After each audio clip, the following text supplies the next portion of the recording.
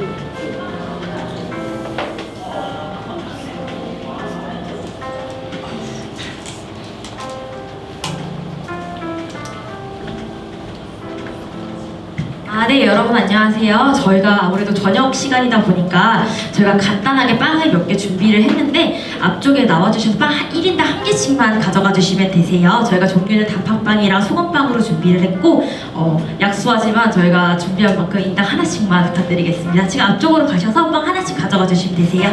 저희 그리고 책상이 조금 불편해서 음료를 쏟으실 수도 있어요. 그래서 그것만 유의해 주시면 될 것 같습니다. 앞에서 빵 편하게 이용해 주시고 저희 조만간 행사 시작할 때 뵙겠습니다.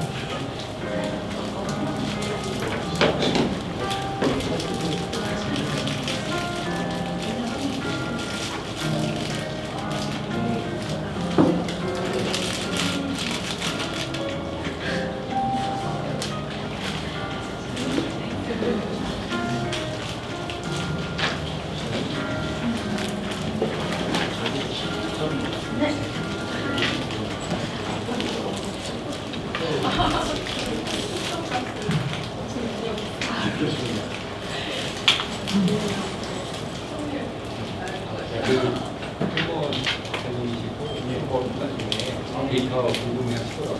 네, 그렇죠. 네, 이제 포럼 시작하도록 하겠습니다. 모두 자리에 착석해 주시기 바랍니다. 네, 강남 시청센터 네트워킹 포럼 3회차에 와주신 여러분 진심으로 환영합니다. 진행을 준비할 저는 박시우 매니저라고 합니다. 이번 네트워킹 포럼은 세 번째 시간으로 푸드테크의 혁신, 제조, 유통, 소비의 관점에서의 뉴 패러다임을 주제로 준비했습니다. 푸드테크 산업은 의식주 중에 식을 대상으로 하는 기업인 만큼 저희에게 아주 밀접하고 그리고 그렇기 때문에 앞으로 미래 장래성이 매우 높은 기업이라고 생각이 드는데요.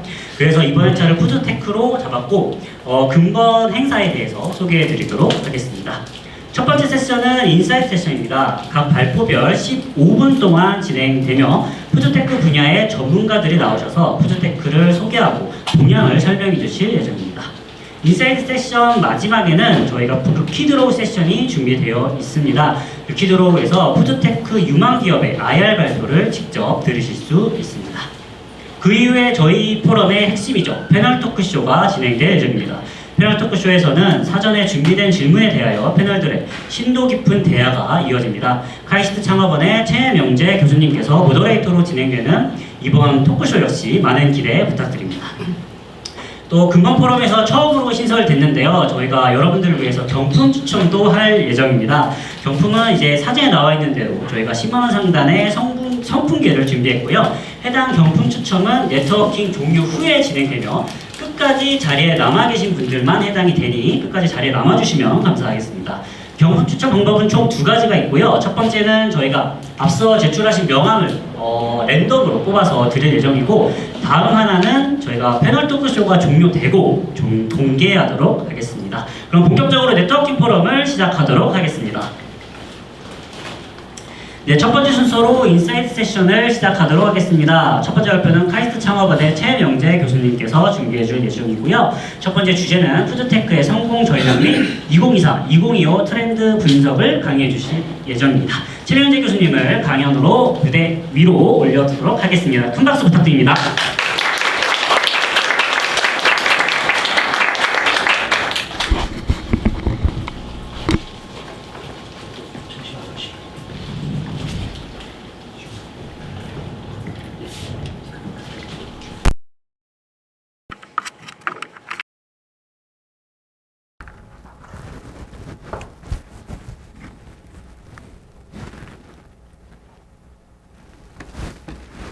네, 오늘 푸드테크 성공 전략과 트렌드 2024-2025 강의를 맡게 된 카이스트 연구교수 최명재라고 합니다. 만나서 반갑습니다. 네. 오늘 좀 늦은 시간에 진행을 해서 식사 많이 못 하셨을 것 같은데요. 오늘 주제가 푸드테크잖아요. 아마 소금빵하고 단팥빵 준비되어 있을 겁니다. 편안하게 드시면서 하시면 될 것 같고요. 사실 제가 강남구청 오픈롤과 1년에 6회에 걸쳐서 딥테크 네트워킹 포럼을 하는데 이번 주제는 제가 잡았어요. 뭐 모빌리티, 저도 카이스트에서 뭐 2차 전지 다양하게 하고 있지만 이 푸드테크라는 게 알면 알수록 정말 하이브리드 그리고 융합적으로 반드시 우리 21세기 우리 나아가는 시대에 알아야 될 학문이지 않을까 싶어서 했고요. 왜 그런지는 이제 목차를 설명드릴게요. 저는 항상 강의하는 순서가 오늘 주제 푸드테크에 대한 데피니션 정의를 하고 시작을 합니다. 여기서 정의는 제가 내린 정의도 있고요. 각 학계라든지 인더스트리에서 내린 정의도 있습니다. 그리고 간단히 제가 카이스트에서 하는 일을 말씀드릴게요. 저는 전자공학을 전공했지만 카이스트 교수 기업들을 VC들과 이제 매칭을 시켜요. 어떤 투자 유치를 위한. 그러다 보면 이런 기업 정보 공개서 IR을 수정해야 될 때가 있어요. 그러면 이제 카이스트 교수님들은 논문이라든지 특허는 우수하잖아요. 그래서 내 기술이 이렇게 우수합니다 라고만 하는데 VC분들은 그래서 이게 돈을 벌 수 있는 기술입니까? 이렇게 물어봐요. 그러면 항상 하는 게 시장이 존재합니까? 여기서 말하는 시장은 도메스틱, 국내 시장이 있고요. 그리고 글로벌 마켓에서 당신이 얼마만큼의 매출액을 찍을 수 있나요? 이 부분 되게 중요한 부분이거든요. 근데 이런 부분들을 카이스트 교수 기업들도 많이 놓쳐요. 그렇기 때문에 제가 많이 보완을 하고 있고요.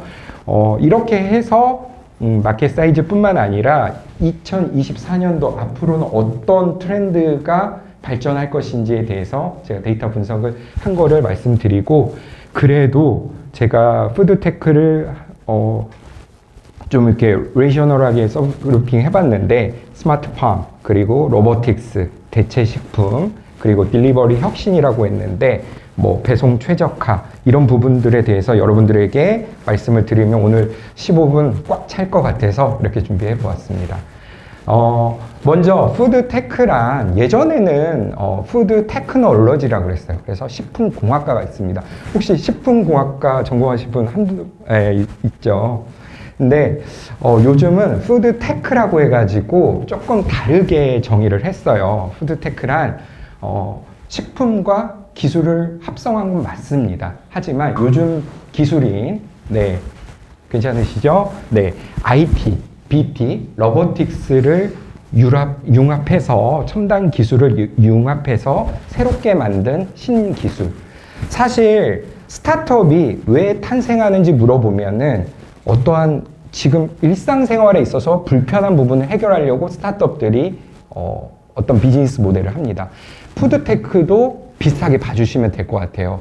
우리가 먹음에 있어서 불편한 점들을 어떻게 편리하게 해결할 수 있을까? 내지는 탄소 중립 시대이니까 기존에 이렇게 소와 돼지만을 먹었는데 뭐 이렇게 콩을 통해서 대체식품을 통해서 비건 식품이라고 하죠.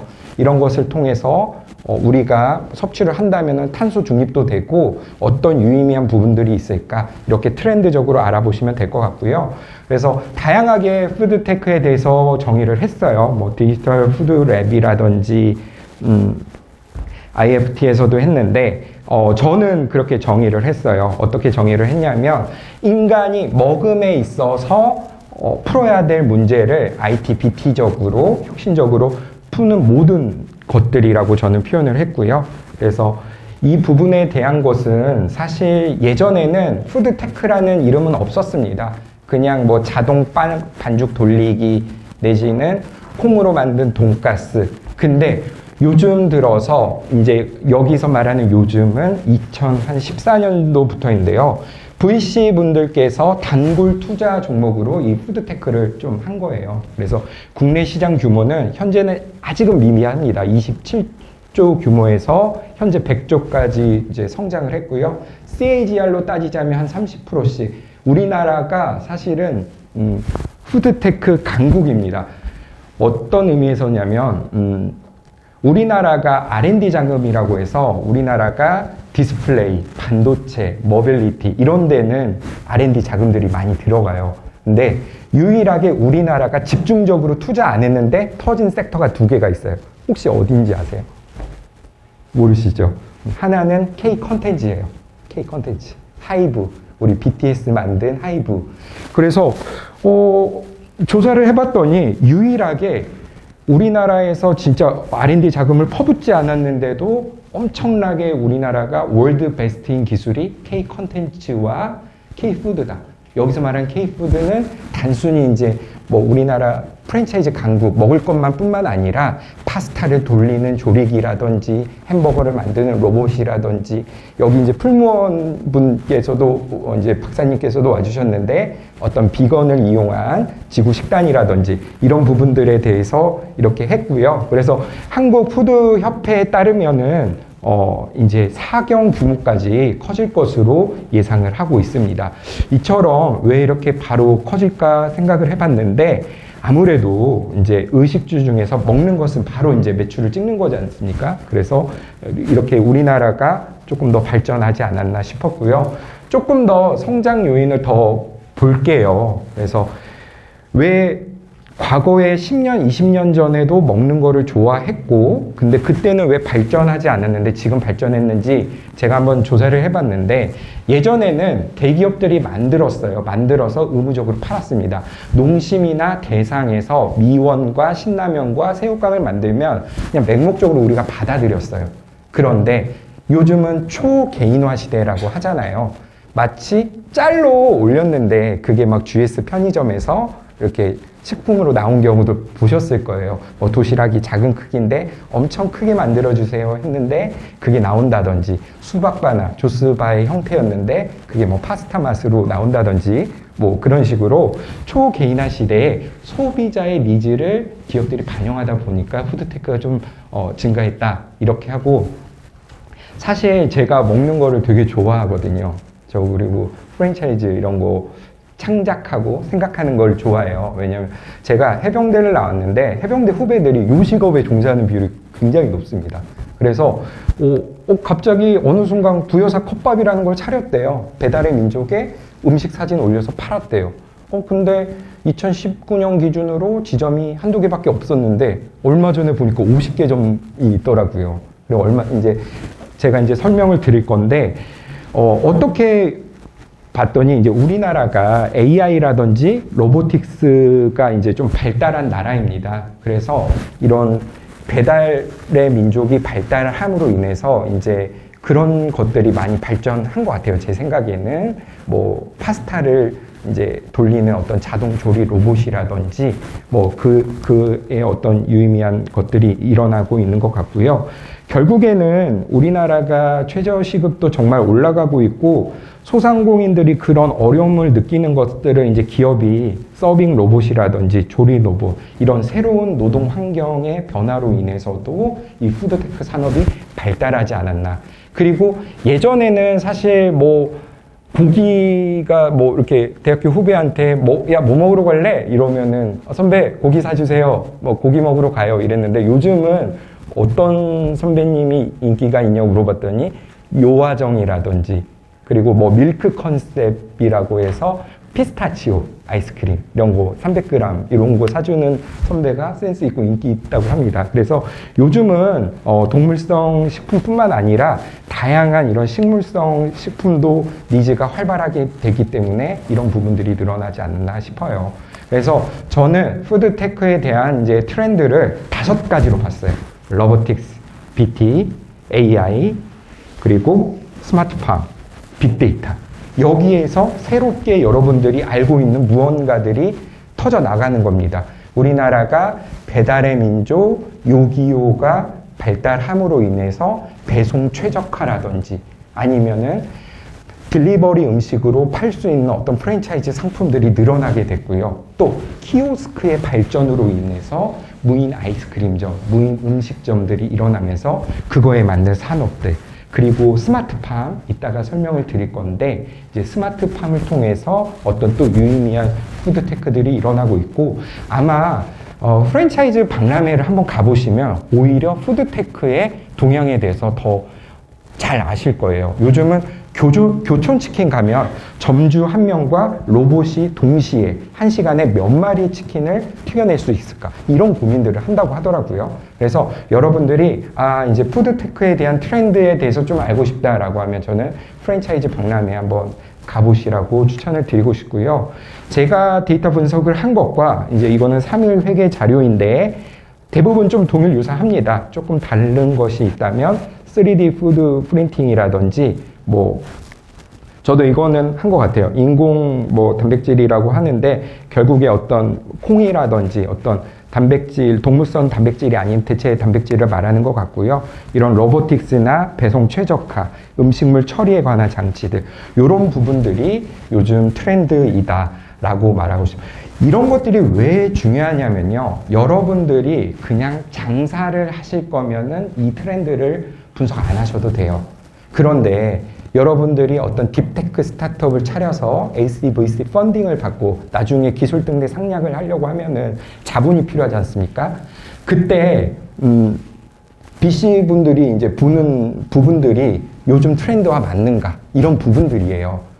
진짜 유비쿼터스가 지났는데 아니면 블록체인이 지났는데 그거를 갖다 붙이거나 그거에 준하는 어떤 연구를 한다 이러면은 아마 VC 입장에서는 이거는 3년 후에 먹거리 매출액의 기대치가 낮을 거야 라고 해서 투자를 안 해요. 그래서 여러분들이 오늘 오시게 된 게 푸드테크로 스타트업을 차리기 위한 아니면 그런 거에 관심이 있는 부분이라고 하셨는데 항상 여러분들이 어떤 비즈니스 모델 연구를 할 때 이런 트렌드에 접목을 시켜야 된다. 대학 교수들도 마찬가지입니다. AI나 메타버스가 뜬다라고 하면 연구과제로 다 그런 부분들 즐겨서 넣고 있고요. 여러분들이 그냥 단순하게 그런 트렌드가 아니라 이런 트렌드를 좀 입힌다면은 더 많은 이제 펀드를 받을 수 있을 것 같아요. 그래서 사실 푸드테크라는 게 여러분은 생소하실 수 있을지 몰라도 이미 VC들 입장에서 VC분들은 이미 집중 투자처가 됐어요.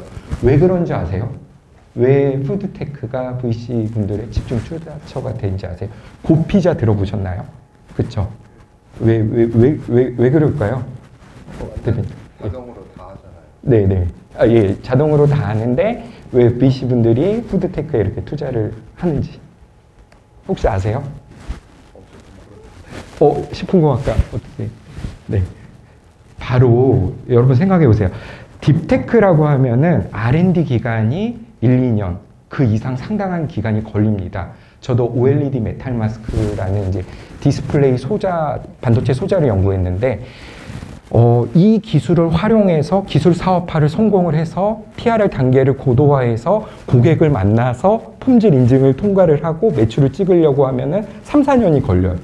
근데요, 푸드테크는 6개월 만에도 가능합니다. 혹시 오크베리 들어보신 분? 오크베리. 아사이베리로, 들어봤네. 싱가포르에서 드셔보셨나요? 아니면? 들어만 봤어요. 제가 지난 주말에 압구정 현대에 갔는데 오크베리라고 해서 아사이베리로 만든 어떤 슬러시 형태예요. 근데 그런 것들이 사실은 어느 MBA에서 경영학과 그리고 어떤 컨셉만으로 기획을 하고 고도화를 시키면 바로 매출을 찍을 수가 있습니다. 요화정처럼요. 그래서 여러분들이 왜 이거 VC들이 왜 좋아하냐면은 4년 후에 회수가 가능할 수 있는 섹터이다. 앞으로는 더 커질 것 같아요. 왜냐하면은 이게 일대 다 가맹점이 1개가 아니라 20개가 아니라 200개로 넘어가면은 기대 수익률은 커지니까 앞으로 VC분들 중에서도 저는 바이오 심사역이에요. 기계 심사역이에요. 이런 분도 계시지만 푸드테크 프랜차이즈 섹터 전문가입니다. 이런 섹터도 제가 봤을 때는 이제 생기지 않을까 싶습니다. 그래서 지금 계속 살펴보시는 게 푸드테크의 데피니션을 했고요. 마켓 사이즈, 도메스틱, 그리고 글로벌 사이즈를 알았어요. 그 다음에 이제 이런 트렌드로 갈 것이다. 이제 시간 종속별로 이렇게 조금 얘기를 했습니다. 그래서 이런 식으로 지금 푸드테크는 진화를 하고 있고 나중에는 우주 항공 식품이라든지 어떤 데이터들을 기업이 가지고 있어서 그거에 따라서 고객들에게 이제 어떤 음식을 제공해주는 이런 트렌드로 이렇게 바뀌고 있다라고 생각을 하시면 될 것 같습니다. 그래서 지금까지는 어떤 이제 트렌드에 대해서 이제 전반적으로 알아봤고요. 이 다음에 볼 것은 제가 이제 그래도 이 중에서 유망할 것 같은 거, 조금만 그거 소리가 제 오디오랑 좀 겹쳐가지고 좀 양해 좀 부탁드릴게요. 감사합니다. 그래서 이제는 제가 이제 집중적으로 좀 뜰 것 같은 영역을 좀 살펴볼게요. 첫 번째 영역이 스마트팜입니다. 저도 아까도 제가 LED를 연구를 했다고 했잖아요. 저는 두 가지 연구를 했어요. 스마트팜에서 폐플라스틱 열분해 유를 활용해서 스마트팜의 어떤 냉동 공조, 재생유죠. 폐플라스틱으로 만든 재생유로 냉동 공조하는 시스템에서 연구를 해본 적도 있고요. 파장대가 식물이 성장을 하기 바람직한 LED 칩을 생산해 본 적도 있어요. 그래서 우리 인간이 좋아하는 그 조도가 있대요. 그래서 그거를 이제 어디더라? 휴라고 하는, 갑자기 생각이 안 나네요. 죄송합니다. 그 업체에서 했고요. 스마트팜에서도 식물이 성장을 함에 있어서 최적의 빛의 그 파장대가 있다고 합니다.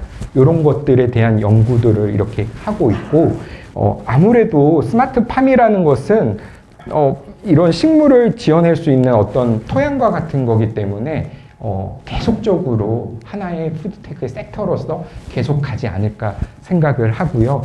요즘은 가정에서 키우는 제품도 LG전자라든지 이런 데서 나왔고, 나중에 여러분들이 사업을 하실 때에도 어떤 특정 작물을 최적의 조건에서 설계하는 연구를 하신다면은 정부 지원금도 많이 받을 수 있거든요. 예를 들어서 콩나물에 생육을 최적화하는 스마트팜, 샤인머스켓을 최적화하는 스마트팜, 이런 식으로 스마트팜은 계속적으로 한번 가져가 보시면 될 것 같고요.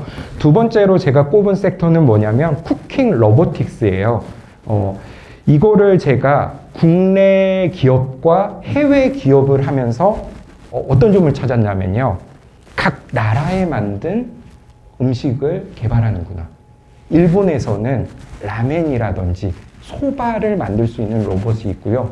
비슷한 컨셉이나 시퀀스로 이루어져 있는데, 유럽에서는 빵을 만드는 로봇, 그리고 미국에서는 햄버거라든지 감자튀김, 이렇게 하는 거예요. 그래서 우리나라도 봤더니, 우리나라도 우리나라 제품, 자국민들이 좀 선호하는 제품들을 이렇게 조리하는 경우들이 있었고, 삼성 같은 경우에는 특이하게 음성 인식까지 입히는 기술을 적용하고 있습니다. 마치 이런 거죠. 어떤 파스타를 조리함에 있어서 조금 더 빠르게 저어줘, 내지는 어떤 식품 첨가제가 있다면 그것을 넣어줘, 이런 것들을 이제 이 로봇의 손이 반응을 해서 그것을 집어서 이렇게 넣어주는 시스템.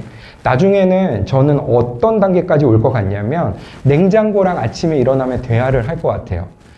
하이 마이클, 지금 먹을 거 뭐가 있어? 이렇게 물어보면은 네가 지난번 쿠팡에서 시킨 샐러드가 있는데 그거 먹을래? 이런 식으로 이렇게 냉장고와 대화를 하면서 어떤 음식을 먹을지 이렇게 제안해주는 시대가 올 것 같고요. 이제 저한테 그럴 것 같아요. 마이클, 네가 지난번에 정기적으로 2주 동안 바나나를 쿠팡에서 샀는데 이게 이제 떨어져 가고 있어. 그리고 유통기한이 어떻게 되고 있는데 다시 재구매할래? 라고 하면 냉장고에서 바로 제 음성 인식만으로 구매가 돼서 상품이 배송하는 그런 시대도 오지 않을까 싶어요.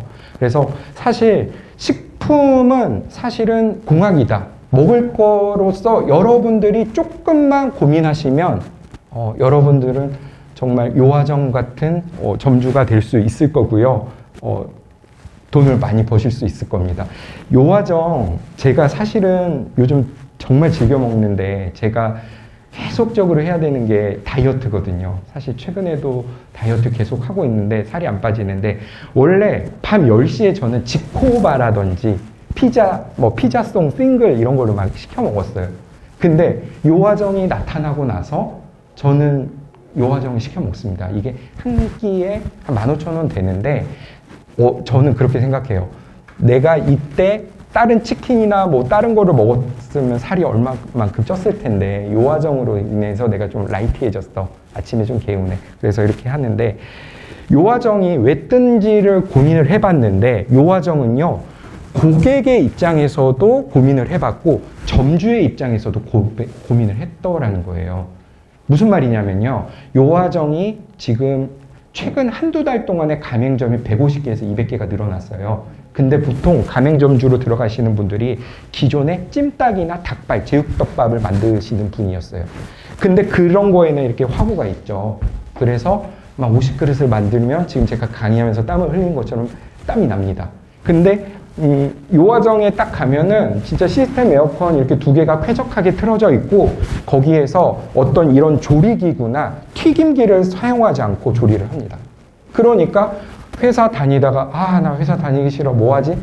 커피숍은 하루에 커피 200잔 만들어야 되는데 그런다고 내가 닭발을 만들 수 없고 이게 먹혔더라는 겁니다. 여러분 이게 아무것도 아닌 것 같죠? 여러분들이 아까 제가 말한 오크벨이라든지 이런 화구를 쓰지 않고도 고객이 15,000원에서 30,000원을 주고 살 수 있는 무언가 썸띵을 여러분이 개발하시면 여러분들도 요화정 대표처럼 400억에 엑싯 할 수 있으실 겁니다. 참고로 요화정 대표는 90년생입니다. 네, 그래서 오늘 그렇게 했으면 좋겠어요. 단순하게 카이스트 창업 교수가 오늘 푸드테크에 대해서 AI, IoT 이런 거에 있어서 이런 게 유망합니다. 요것만 이렇게 적지 마시고요. 이런 거 한번 해봤으면 좋겠어요. 나 뭐 하나 해볼까? 이렇게 간편조림안으로 프랜차이즈를 할 수 있는 뭔가 해볼까? 베이징덕을 해볼까? 베이징덕. 그리고 이렇게 통닭 같은 경우에는 한 마리 구우면 10,000원, 20,000원에 팔아야 되는데 베이징덕은 조선 팰리스에서 보면 17만 원에 팔고 있잖아요. 그러면 이거 브라이덜 샤워하는 친구들이 6만 원에서 8만 원에 사 먹을 수도 있지 않습니까? 그러면은 이렇게 또 시켜 먹는 거죠. 그래서 오늘 강의를 그냥 맹목적으로 듣는 게 아니라 나 오늘 뭐 하나 할 거야. 사실 실제로 그 친구는 이제 서울대 학생이었는데 저는 강남구청에 있는 학생들 이제 멘토링을 해줍니다. 근데 그 친구가 파스타 조리기에 세척하는 기능을 추가를 해가지고 낙성대 입구랑 서울대 입구에서 지금 사업을 하고 계시거든요. 근데 기존에 있는 파스타 통돌이 굴러가는 컨셉은 이미 있는 기술이었어요. 거기에 자기가 붙인 것은 A라고 하는 뭐 오일 파스타가 끝나고 자동적으로 세척을 할 수 있게끔 이제 회로도를 이렇게 거꾸로 하는 이것만 컨셉을 구현하게 했거든요.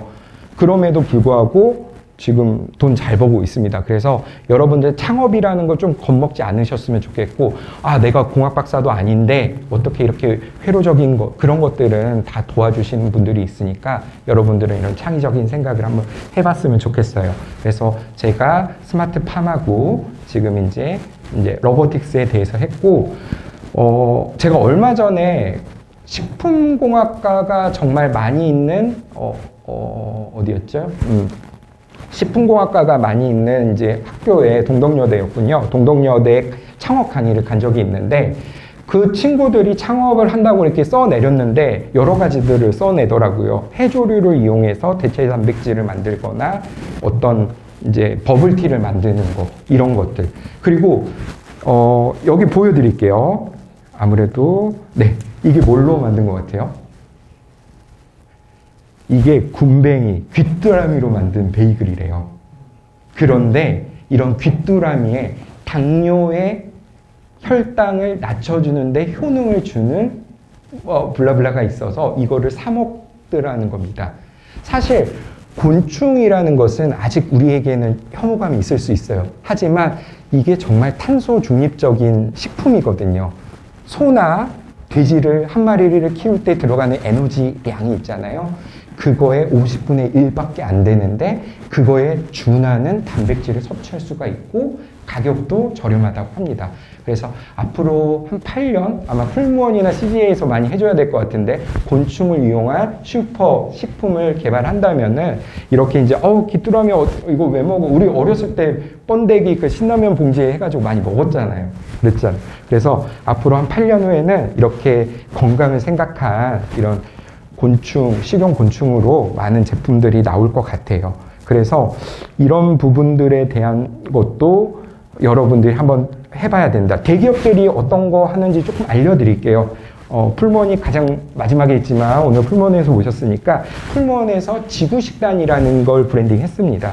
그래서 저도 막 최근에 청담동에 비건 레스토랑이 있더라고요. 화장품 회사인데 도산공원 앞에 있는데 2층 레스토랑에서는 비건으로 만든 돈가스랑 샐러드를 파는데 상당히 제법 맛있더라고요. 그래서 대기업들이 하는 게 아무래도 Y+3년 앞으로의 미래 트렌드일 가능성이 높은데 롯데에서도 콩을 이용해서 이런 제로식품을 만들고 있고 그리고 여러 단체에서도 하고 있습니다. 요즘은 어디까지 나오냐면요. 콩을 이용해서 소고기의 피의 맛까지, 식감까지 할 수 있는 그런 것들도 나오고 있고 Just Egg라고 해서 거의 계란과 동일 유사한 식감을 가지는 그런 제품도 하고 있다고 합니다.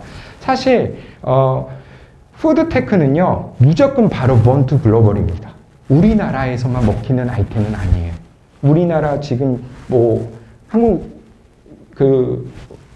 케이크 콘텐츠 때문에 동남아 나가면은 뭐 한국 되게 인기 많다고 하잖아요.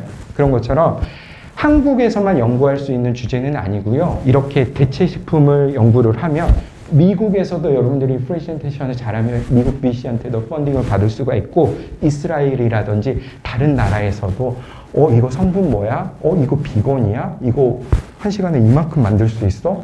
우리랑 같이 한번 사업해보지 않을래? 라고 할 수 있습니다. 그래서 푸드테크는 바로 설득이 되는 섹터이다. 라는 거 기억해 주셨으면 좋겠고요. 이런 프로드가 있는데 이거는 제가 이제 발표 자료 공유해 드릴 테니까 한번 보시면 될 것 같아요. 그래서 귀뚜라미 박사라고 해서 뭐 귀뚜라미를 활용해 가지고 이제 농민들에게는 수익을 안겨다 주고 그거를 사입을 해 가지고 익산 뭐 햅석 공장에서 그걸 이제 갈아 가지고 이렇게 만든 형태가 있는데요. 뭐 이런 식으로 이제 공정이 들어간다 이렇게 알아두시면 될 것 같고요. 그래서 지금 급하게 달려왔는데 제가 좀 죄송해요.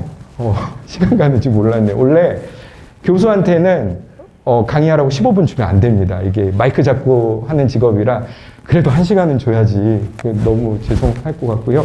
그러면 제가 조금 빨리 끝내도록 할게요. 그래서 이거는 저희 카이스트 교수분이 이제 하는 이제 배송 최적화 알고리즘을 이용한 방법이에요. 그래서 이런 푸드테크라는 것은 단순히 이런 스마트팜이나 식품을 만들어내는 것뿐만 아니라 이 식품이 배송 최적화가 된다든지 배송이 되는 어떤 알고리즘에 대한 연구까지도 푸드테크라는 거 이렇게 알아주셨으면 좋겠고요. 그래서 여기서 연구하는 것은 물류 배송 최적화 문제를 솔버하거나 픽업할 때 아마 쿠팡 라이더로 알바로 취미로 해보신 분들 있을 텐데 그 라이더한테 어떤 최적의 경로를 이렇게 하는 방법들이 있다. 그래서 이렇게 AI적으로도 데이터 사이언스적으로도 푸드테크가 갈 수 있다라는 점 말씀드리고 싶어서 잡았고요. 그래서 오늘 시간 조금 못 지켜서 죄송한데 제가 이따 럭키드로 뽑는 사람이거든요. 저한테 눈 깜빡깜빡 해주시면은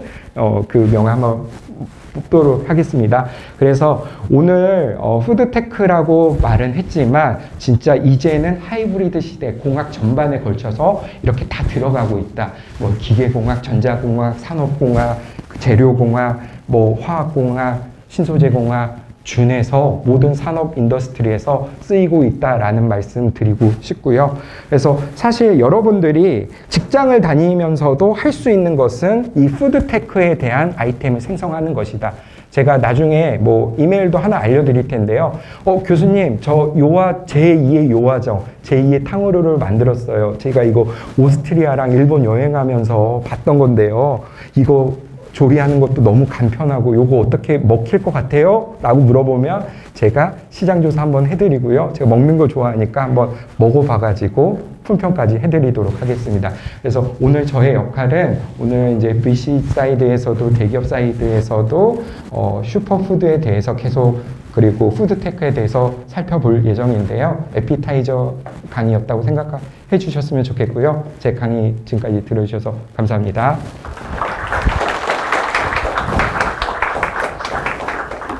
네, 결정적으로 관련해주신 패널들분께 다시 한번 뜨거운 박수 부탁드립니다. 네, 바로 다음 발표로 넘어가 보도록 하겠습니다. 다음 발표는요, 풀무원 푸드앤컬처의 정지현 박사님의 발표를 들을 수 있게 됩니다. 정지현 박사님은 현 풀무원 푸드앤컬처 모바일 서비스 운영 팀장이시면서 디자인 띵킹 퍼시픽 에이전시기도 하십니다. 이번 발표를 통해 대기업들은 어떻게 푸드테크를 바라보고 있는지에 대하여 생각해 볼 수 있는 시간이 될 것 같은데요. 그러면 글로벌 혁신 생태계와 푸드테크라는 주제로 강연을 해주실 정지현 박사님을 뜨거운 박수로 모시도록 하겠습니다. 이걸로 하러 갈까요? 네. 네, 안녕하십니까. 저는 풀무원 푸드앤컬처에서 모바일 서비스 운영 팀을 맡고 있고 정지연이라고 합니다. 네, 제가 이제 기업 관점에서 좀 푸드테크의 어떤 관심, 그 다음에 이제 현실적인 이야기, 그 다음에 이제 사실 글로벌 혁신 생태계에 대해서 좀 이 자리에서 좀 말씀드리고, 그 다음에 글로벌리 또 잘 나가는 푸드테크 스타트업들에 대해서 서비스 관점에서 좀 소개해 드리려고 준비해 봤습니다. 그리고 제가 이제 기업에 쭉 있었고, 그리고 이제 공부를 해가지고 제가 또 경영학 박사, 전략 전공을 했어요. 그러다 보니까 이제 그 스타트업, 저희 지도 교수님이 이제 유니콘에 대해서 연구하고 계시고, 그래서 지속적으로 좀 팔로우업을 하고 있거든요. 그래서 그 글로벌리 그 혁신에 대해서 관심이 굉장히 많아요. 그리고 우리가 이렇게 모이신 여러분들도 그런 혁신 유전자와 생태계에 대해서 아마 관심이 많으실 거라고 생각하는데, 함께 이제 생각해 보시면서 또 푸드에 관련된 그런 분야로 이제 한 자리에 이렇게 모일 수 있어서 너무 영광이고 되게 보람찬 것 같습니다. 네. 그래서 제가 또 이 책을 또 썼어요. 근데 이 책 내용도 이제 글로벌 혁신 생태계에 대한 그런 조사를 하다 보니까 서비스가 비즈니스 모델이 되고, 그 비즈니스가 창업이 돼서 정말 유니콘이 되고 기업이 되더라라는 그런 그 스토리를 가지고 있거든요. 그래서 지금 이제 말씀드릴 어떤 푸드테크의 서비스 관점에서의 그런 방향도 일부 많이 들어가 있어서요. 네, 그 부분을 연결해서 말씀드리고자 합니다. 여러분들 제가 잠깐 보여드렸는데요. 혹시 보신 분 계시나요? 네, 잠깐 보여드렸는데요. 그 글로벌 혁신 생태계를 제가 말씀드릴 때 항상 보여드리는 자료인데, 갑자기 튀어나왔네요. 네. 자, 탑10 기업, 글로벌리 가장 그 비싼, 잘 나가는 기업이라고 할 수 있는데요. 시가총액 탑10. 그러면 여러분들 혹시 탑3는 어디일 것 같아요? 1위. 자, 네. 보셨네요. 어머, 제가 나중에 나가실 때, 네. 떡볶이라도 하나, 네, 컵볶이가 있는데요. 네, 받아가시기 바랍니다. 네, 맞아요. 1위가 애플이죠. 그 다음에 2위 보셨나요? 혹시? 아리까리 처음에 얘기하신 거. 엔비디아가 2위에 등극했습니다. 제가 26일자로 업데이트를 했거든요. 그리고요, 또 3위. 굉장히 그래도 많이 맞추신 거예요. 사실 어느 자리에 가도 탑10이요. 뭐지? 몰라요? 탑3 얘기하라 그러면 정말 이상한 거 얘기하지. 아직까지도 이제 금융권이다 이렇게 생각하시는 분도 계시고, 아주 다양하거든요. 근데 여러분들 정말 이렇게 맞춰주시는 게 역시 이 자리가 남다르다라는 생각이 듭니다. 말씀 주신 것처럼 애플, 엔비디아, 마이크로소프트, 그 다음에 알파벳, 구글의 뭐죠? 지주회사죠. 그 다음에 아마존, 아람코, 메타, 버크셔 해서웨이, TSMC, 일라일 이렇게 구성되어 있습니다. 네, 26일자 최신 버전이라고 할 수 있겠죠. 네, 이렇게 보시면 제가 이게 컬러를 이렇게 하늘색으로 해놓은 회사. 그리고 여기 12위의 테슬라까지는 뭐라고 부르죠? 네, 뭐라고요? 기술주. 기술주. 네, 기술주에 가깝고 또 우리가 M7이라고 얘기하죠. Magnificent 7이라고 해서 사실 이 7개의 기업은 어때요? 10년 전에 있었을까요? 10년 전에. 10년이라는 세월은 정말 금방 가는 세월이잖아요. 10년 전엔 이런 존재감이 없었어요. 없었어요. 뭐 밑에 있었을 수도 있어요. 그러나 이게 탑10에 올라와 있지 않는 그런 기업이었고요. 또 태생이 뭐예요? 스타트업으로 시작한 혁신 기업입니다. 그래서 글로벌리 제일 잘 나가는 이런 기업들이 그러니까 생태계가 완전 재편됐다라는 것을 이제 다음 장편에서 다 보이시잖아요. 근데 2008년도가 굉장히 중요한 시점이었어요. 기억나시나요? 우리가 항상 미래를 향해서 살기 때문에 과거를 잊잖아요. 네, 그래서 너무 박수를 한번 쳐드릴까요? 바로 상을 드려야 되는. 2008년도 이전, 그러니까 2006년도는 굉장히 호황기였어요. 정말 제일 잘 나가는 시대라고 할 수 있는 시점이 바로 2006년, 2007년 상반기까지였습니다. 2007년 하반기에 그 말씀하신 금융 위기가 터지면서 2008년부터 이제 다 폭망하죠. 다 망하고 이렇게 해서 재편돼서 이렇게 되었다. 그 이후로 계속 이제 혁신 생태계로 재편되면서 글로벌한 이런 기업들은 산업이 재편됐어요. 일단 심플하게 그냥 이렇게 생각하시면 될 것 같아요. 근데 우리나라는 어떤가요? 우리나라 진짜 최근 버전으로 탑 10, 시가총액 탑 10. 자, 1위 어딜까요? 아, 네, 다 잘 알고 계시네요. 1위, 그렇죠. 삼성전자죠. 그 다음에 어디요? SK, LG, 삼성바이오, 현대차, 셀트리온 아주 좀 신선한데요. 네, 그 다음에 기아, 금융권, 포스코 이렇게 되어 있습니다. 그래서 어떻게 산업이 재편됐나요? 혁신 생태계가 약간 아쉽다라는 생각이 항상 드는 시점이라고 말씀드릴 수 있겠습니다. 그래서 11위, 이제 21위 이렇게 해서 쿠팡은 이제 미국에 상장했기 때문에 따로 이제 생각을 해야 되는 부분이고, 그래서 좀 국내에 우리가 이제 여기 창업, 취창업 그 허브에 있으니까 더 이제 말씀드리고 싶다라는 부분이, 또 이런 혁신 생태계를 우리가 국내에서도 좀 만들어 보자, 이런 용기를 가지고 많은 도전을 해주시고 저 또한 많은 도전을 하도록 하겠습니다 라는 말씀 드리고 싶어가지고 보여드렸어요. 거의 변함이 없다. 과거 1990년대 21년 지금까지 어떤 산업의 재편이 일어나지 않고 있다. 왜 그럴까? 이런 것들을 좀 고민하게 되는 그런 자료라서 저는 항상 이제 강의하면서 이런 말씀들을 많이 드리거든요. 느낌 오십니까? 근데 더 충격적인 데이터를 보여드릴게요. 더 충격적인 데이터. 자, 우리나라의 한국거래소에 상장되어 있는 2,716개의 회사를 다 합치면 얼마예요? 2,500조 원 정도 되는데요. 이 돈을 가지고도 애플을 하나 살 수 없다. 이런 안타까운 현실.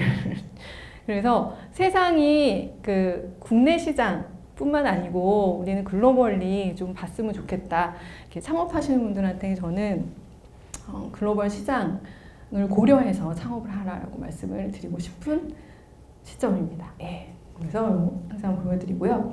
그래서 우리가 이제 나갈 방향, 유니콘이 되기 위해서 자, 여기 모이신 거잖아요. 그렇죠? 네, 유니콘은 뭐예요? 비상장 기업인데 1조 원 이상이 되는 그런 스타트업을 얘기합니다. 그래서 이런 기업을 푸드 분야에서 또 이제 여러 회사가 나왔으면 하는 바람이고요. 저도 사실 이제 기업에 있지만 사실 이 모바일 서비스라는 게 오프라인 그 레거시 기업에서는 거의 스타트업 정신을 가지고 하고 있다고 생각하시면 됩니다. 전혀 어떠한 인프라도 없고, 네, 그냥 맨땅에 헤딩하는 그런 상황에서 이제 하고 있는 건데, 이런 이제 유니콘이 되기 위해서 우리 사내에서든 사외에서든 글로벌리든 이런 정신을 가지고 우리가 했으면 좋겠다. 그래서 1조 원을 넘어서 10조 원, 데카콘이 10조 원 이상, 그다음에 헥토콘이 100조 원 이상 이렇게 부르잖아요. 근데 이제 유니콥스가 될 수도 있어요. 그러니까 좀비 스타트업이 될 수도 있고, 이제 하지만 우리의 목표는 뭐예요? 엑시콘이 되는 거예요. 뭐냐면 창업하는 순간부터 엑시트 생각해야 돼요. 여러분들이 이제 이게 이 지속 가능한 경영이 장수 기업은 아니에요. 그죠? 그래서 엑시트 전략을 가지고 엑시콘이 되는 것이 여러분들의 목표. 그다음에 성공의 어떤 지표다라고 생각하고 시작을 했으면 좋겠고요. 국내 이제 유니콘 기업들의 리스트를 좀 집대성 해봤고요. 네, 이제 여기에서 푸드텍이라고 할 수 있는 우한영재들, 오아시스 최근에 조금 이제 상장 엑시콘을 하려고 했는데 좀 어려운 상황이고, 그다음에 눔은 미국에 이제 창업을 한 기업이죠. 굉장히 훌륭한 기업들이 많은데 여러분들 여기에 리스트업이 되시는 날이 왔으면 좋겠네요. 네. 그래서 푸드텍 분야는 굉장히 지속적으로 성장하고 있다, 많이 이제 생겨나고 있다. 여러분 이제 희망을 가지시면 좋을 것 같고, 그다음 분야를 이제 나눠보니까 딜리버리 분야가 가장 큰 규모를 차지하고 있고, 그러니까 제 책에도 썼지만 어떤 서비스가 비즈니스 모델이 돼서 이제 테크와 융합이 되면서 굉장히 이제 극대화된 그런 이제 사례들이 굉장히 많습니다. 그 다음에 이제 푸드 사이언스 부분 최근에 많이 떠오르고 있죠. 우리 최 교수님 설명해 주셨듯이 뭐 에그테크, 그다음에 푸드 서비스 이렇게 크게 보면은 푸드테크를 나눠볼 수가 있고, 이 중에서 이제 최근에 이 테크뉴스180.com이라는 그 사이트에 가보시면은 24년도 2월에 그 푸드테크 분야에서 좀 각광받는 40개의 스타트업을 소개한 그 자료가 있어요. 그래서 그 중에서 탑5 기업만 제가 좀 설명을 드리고, 이제 서비스 관점에서 여러분들이 이제 제로 투 원이 될 수가 없어요. 그죠? 맨 땅에 헤딩하는 거는 정말 힘듭니다. 그래서 기존에 글로벌리 이미 좀 각광받고 있고 시장을 형성했던 그런 서비스들을 한번 벤치마킹해서 국내에 적용을 할 수 있지 않을까, 뭐 그런 이제 사이트들을 많이 참고하시면 좋을 것 같은데요.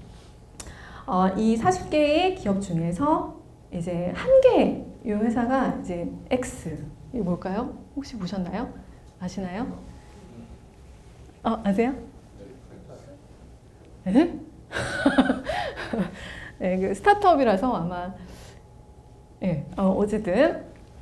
그래서 이 40개 중에서 탑5 중에 제가 이제 첫 번째로 가장 이제 투자도 많이 받고 성장성이 좋다라는 걸 이제 선정한 것 같아요.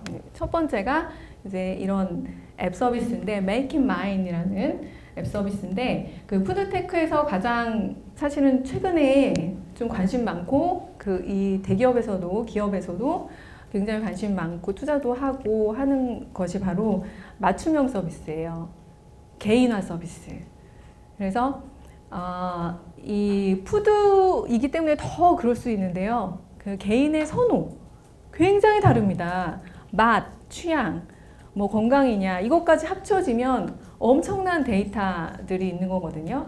그래서 그런 데이터 기반의 어떤 맞춤 서비스. 근데 그 중에서도 선호하는 건 다 달라요. 그런데 내가 피해야 될 식재나 재료, 뭐 이런 것들은 명확하잖아요. 그쵸? 오이 안 먹는 분들 되게 많습니다. 왜? 향 때문에, 이 향 때문에 모든 맛을 버리는 것 같아. 그래서 오이는 빼고 먹는 사람. 또 버섯은 식감 때문에 싫어해. 뭐 이런 것도 있지만, 진짜 건강학적으로 이걸 먹지 못하는 분이 있어요. 뭐 먹으면 알러지가 발생한다거나, 뭐 이런 사람들이 있으시잖아요. 그런 것들을 걸러주는 레시피를 제공합니다. 걸러주는 것도 걸러주는 것만 했으면 별로 그게 큰 각광받지 않았을 거예요. 1위가 안 됐을 거예요. 근데 뭐냐면 대체 재료를 제안해 줍니다. 내가 오이가 싫어 하지만 오이에 아삭거리는 거는 아삭한 그런 맛을 느끼고 싶잖아요. 그랬을 때 이제 오이 대신에 뭐 이걸 해보세요. 뭐 이런 대체 식재료를 같이 선택하게끔 해주는. 그러니까 뒤에 엄청난 백데이터가 있겠죠. 그리고 그 매칭 해줄 수 있는 어떤 그 데이터 알고리즘이 있는 거예요. 이런 걸로 이제 1위를 차지했다라고 저는 투자도 많이 받았다라고 생각을 해요. 네. 그래서 이런 부분, 그 다음에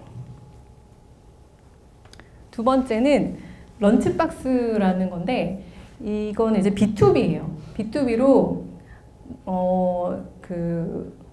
우리나라는 기업들이 대기업군이 많잖아요. 제가 그 시가총액도 보여드렸지만 거의 대기업군들이 많기 때문에 저희도 푸드 케이터링 서비스를 하지만 거의 그 공식적으로 차를 띄워서 그 수주를 해야 개발을 할 수가 있는 그런 B2B 그 사내 식당 사업을, 케이터링 사업을 하는 거거든요. 그런데 미국 같은 경우에는 그 작은 그런 기업들이 많아요. 작은 규모의 기업들이 더 많기 때문에 그런 규모의 그 기업들은 B2B로 케이터링 하기가 되게 어렵잖아요. 그래서 그냥 개별적으로 도시락을 싸온다거나 뭐 그렇게 식사를 하잖아요. 사내에서 직원들이. 근데 그런 이제 불편한 점을 B2B로 이제 해결한 거죠. 그리고 저희도 사실은 이게 100명의 규모가 안 되면 그 개발을 할 수가 없어요. 케이터링을 해드리고 싶어도 100명의 임직원이 없으면은 이게 규모의 경제를 일으킬 수 없기 때문에 운영의 효율을 발생 못 시키고 이 비즈니스 모델이 될 수가 없는 거예요. 그런데 이 웹 서비스, 이 런치박스 서비스는 그 주문부터 뭐 이게 기업별로 할 수 있고 개별로 주문할 수 있고 그다음에 딜리버리는 뭐 지역을 묶어서 한꺼번에 하니까 대량으로 뭔가를 이제 조치를 할 수가 있는 거죠. 뭐 이런 비즈니스 모델도 굉장히 괜찮다라고 생각이 들고 이게 2위를 차지한 만큼 그래 투자를 많이 받을 만하다라는 생각이 들었어요. 이제 글로벌리 이게 나라도 여기 섰거든요. 미국 뉴욕에 있고 1위 했던 그 앱은 벨기에에서 창업한 회사예요. 네, 그래서 이런 서비스도 있고 그 다음에 이제 이거는 소재, 식재료에 대한 어떤 그 푸드텍 부분인데요. 식이섬유에서 단맛을 뽑아내서 그 당을 개발한 거예요. 그래서 이 당 지수는 정말 건강에 큰 문제를 일으키잖아요. 그래서 저희도 당 부하 지수 때문에 탄수화물은 뭐 작게 조금만 드세요. 야채를 먼저 드세요. 211 막 이런 바른 먹거리 식단 교육도 하고 그러는데 좀처럼 그게 사람의 습관이라는 것은 맛이라는 것, 선호라는 것은 바뀌기가 어렵습니다. 그래서 단맛은 그대로 내면서 건강에 더 이로운 그런 식재료를 개발한 케이스라고 볼 수 있을 것 같아요. 네, 이런 것도 푸드텍에서 투자를 많이 받은 회사더라. 그리고 이제 스마트팜 소개해 주셨는데 이런 이제 수직 농사이면서 이제 시드부터 뭐 원하는 곳에 이런 농장을 스마트팜을 차릴 수 있게 하는 이런 회사도 있더라고요. 그래서 제가 그 휴가를 갔다 왔습니다. 휴가를 바르셀로나로 갔다 왔는데 정말 풍요로운 나라예요. 과일이 뭐 제가 사진을 준비했는데 이런 석류를 보셨나요? 우리나라와 종이 달라. 그냥 이런 씨앗을 가져와. 근데 우리나라는 토양과 그런 햇살이 없잖아요. 안 자라겠죠. 그죠? 하지만 이런 스마트팜을 활용한다면 어디 갔어요? 이를 활용한다면 가능해지는 거잖아요. 그래서 이런 이제 우리나라에 없는 종들, 뭐 토마토인데 호박 토마토야. 이따만 토마토가 있는 거예요. 이런 것들 아직 개발되지 않았어요. 근데 우리나라에도 뭐 그 샤인머스켓 같은 그런 훌륭한 종도 이제 개발하고 하지만 시간이 다 됐죠. 자, 이런 것들 이제 우리가 저는 정말 바로 뭔가 이제 뭐 이게 투자 받을 수 있다면 와 이런 거 정말 스마트팜으로 해보고 싶다라는 생각이 들더라고요. 그래서 좀 보여드렸고 그다음에 초콜릿, 코코아 가루도 이게 엄청난 노동 집약적인 거여서 그 후진국에서 그 노동자들이 착취를 당하면서 뭐 이렇게 초콜릿을 코코아 가루를 만들기 위해서 막 그런 현상들이 발생된대요. 그런 걸 줄이기 위해서 코코아 맛은 내면서 인공적으로 만든 그런 식재료를 개발한 푸드텍이라고 할 수 있겠어요. 그래서 그 대체 식재료에 대한 세계는 엄청난 것 같아요. 대체 식재료. 이 세계를 여러분들이 좀 푸드텍 창업에 도입하신다면 굉장히 많은 아이디어가 쏟아져 나올 것 같다라는 생각이 듭니다. 그리고 이게 이제 마지막으로 그냥 십몇 위 한 것 같더라고요. 국내 기업인데 비욘드 허니콤이라는 그릴엑스라는 고기를 굽는 로봇을 개발한 한국 기업이에요. 이게 투자를 많이 받았다고 하는데 이런 이제 화구 위에다가 이걸 설치를 하면 이 고기의 질에 따라서 이게 육즙이 흐르게 한다면 뭐 이렇게 설정을 해서 다 할 수 있고 이 사람이 구우면 어때요? 물론 이제 그 숙련도에 따라서 맛있게 구워 주시고 그다음에 맞춤화도 하고 그렇겠지만 굉장히 또 숙련도가 또 다르잖아요. 그 직원들을 쉽게 구하기도 어렵고 그런데 그런 것들을 이제 해소하기 위해서 이렇게 했다고 합니다. 그래서 평균 시간당 간단한 조정만으로 144인분의 고기를 조리하고 그 아주 최소한의 인원을 가지고 효율적으로 운영할 수 있는 그릴 뭐 고깃집을 운영할 수 있다. 뭐 이런 것들을 볼 수 있었습니다. 그래서 그 로봇도 정말 그 최 박사님이 말씀해 주셨지만 그 나라에 따라서 그 식재료 빨리 끝내야 되죠. 네. 그래서 네, 이런 것도 있고 그래서 결론은 이겁니다. 최근에 푸드테크 경향을 보면 저희 뭐 풀무원 얘기를 제가 안 하는 것은 결론적으로 뭐 다 아시는 분들은 아시고 제가 풀무원 소개하려고 온 게 아니고 하기 때문에 그렇고 얘기하면 데이터와 인공지능을 통합하는 것 이게 이제 좀 약간 굉장히 큰 곽강받는 분야인 것 같고 지속 가능한 식재료 그 다음에 친환경 식품 뭐 이런 쪽으로 이제 흐름이 흐르고 있는 것 같고 이제 식물성 단백질도 사실은 지속 가능 부분하고 연결되어 있는 것 같아요. 우리가 그 고기를 좀 덜 먹어야 되고 하는 것도 예, 그 다 환경의 지구와 나를 위해서 그런 거잖아요. 예, 그런 부분들도 있는 것 같습니다. 그래서 항상 이제 시련과 어려움이 닥쳤을 때 낙타를 생각하면서 낙타가 어떻게 이 사막에서 살게 되었나? 처음부터 사막에서 산 것 같죠? 아니라고 합니다. 초원에서 있던 낙타가 그 사막에 가면서 좀 살아남아야 되겠다 생각해서 사막에 적응한 거예요. 적응하고 그 어려움을 이겨내기 위해서 그 낙타 봉이 지방 덩어리라고 되어 있다고 해요. 그래서 그것을 녹이면서 물을 한 달 동안 안 먹어도 살 수 있게끔 하는 그런 적응력을 키웠다고 하니까요. 여러분들도 이제 그 창업하시면서 또는 이제 그 실현하시면서 어려움이 있더라도 그 리질리언스, 회복 탄력성과 적응력을 항상 키우시고 개발하시고 일어나시고 도전하시길 바랍니다. 이만 마치겠습니다. 어떡하죠?